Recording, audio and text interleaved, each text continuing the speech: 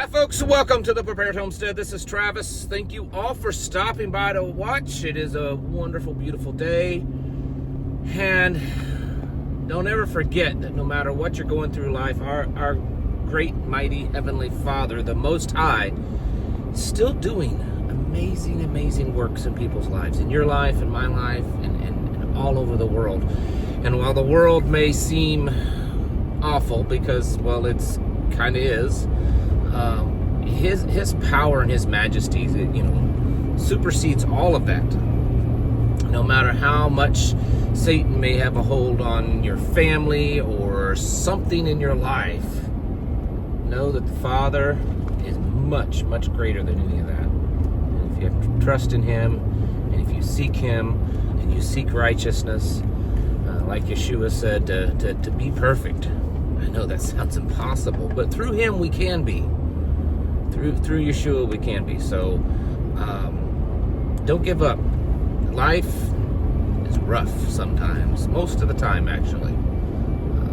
But we serve a mighty, mighty Master, and so always take it to Him. That's usually the hardest part for us, is taking it to Him. We want to fix it ourselves, right? We're going to figure this out. Oh, anyways, so China, Russia, and India are all meeting together in China this weekend. The Putin, the leaders of all three countries, they're all meeting there.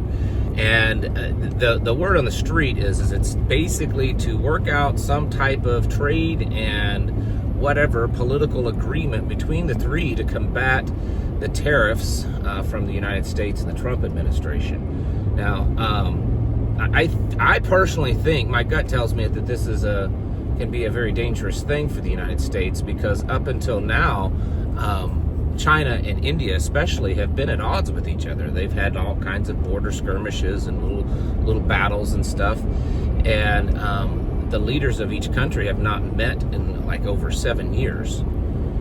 And they are both, while neither of them are the United States when it comes to economic power, although China is getting close, together it's a lot. And then you throw Russia in with Russia's natural resources of oil and gas, and you have a powerhouse. In fact, the estimates are over the next few decades that China and India will far surpass the United States when it comes to economic power. And already BRICS combined GDP is greater than the West's combined GDP. So we're talking a lot, and they're growing rapidly, much more rapidly than the West is.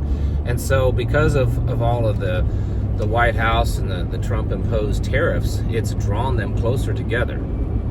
And there for a while, especially before the election, just after, there was little comments and things coming out of the BRICS bloc that indicated, well, we're not really trying to unseat the United States and all this kind of stuff. Now that whole language has changed.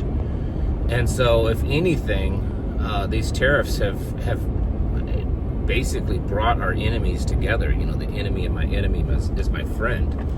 And I think that's a dangerous place for the United States, because while certainly the United States is still, I think it still holds the title of the biggest and the best, we're not growing fast enough. We're kind of going in the reverse. I mean, yes, we have amazing technology. Our military technology is great. Our medical technology is great. But China is rapidly pulling past us. In fact, by some parameters, their technology is about 10 years more advanced than ours. And that's where the world is going. Remember during COVID, all the COVID lockdowns and stuff?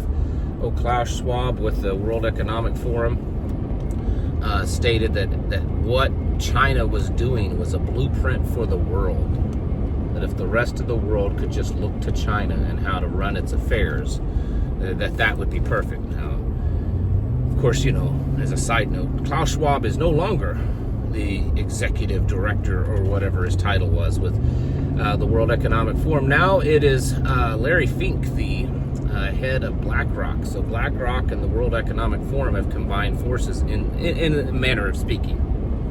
So that one's... Anyways, the point is that we're watching these enemies kind of come together, and then there's the second tier and third tier, you know, Iran, Venezuela, Colombia, places like that, North Korea, that in a lot of ways can do as much, if not more damage, because they may be faster on the trigger. You know, we've got a potential war building between us and Venezuela. More ships are being brought in. Venezuela is, you know, activating more and more troops and weapons systems. China is sending over some of its most advanced fighter jets to Venezuela. I mean, sure, it could just be a show, but it's looking quite real at this point.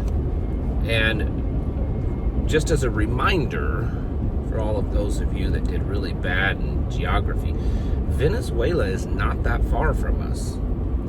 They're just south of Florida.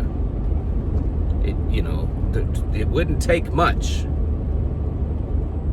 to actually harm us here in the lower 48 from Venezuela. I'm not saying it would happen. I'm not saying that they have the technology to do it. I'm just saying that they are a lot closer to us than Russia and China and Iran. And Russia and China and Iran are funneling in stuff to Venezuela. And so there's another issue.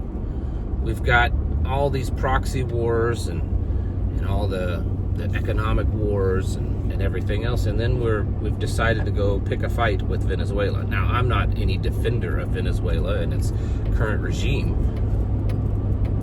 but I don't know. I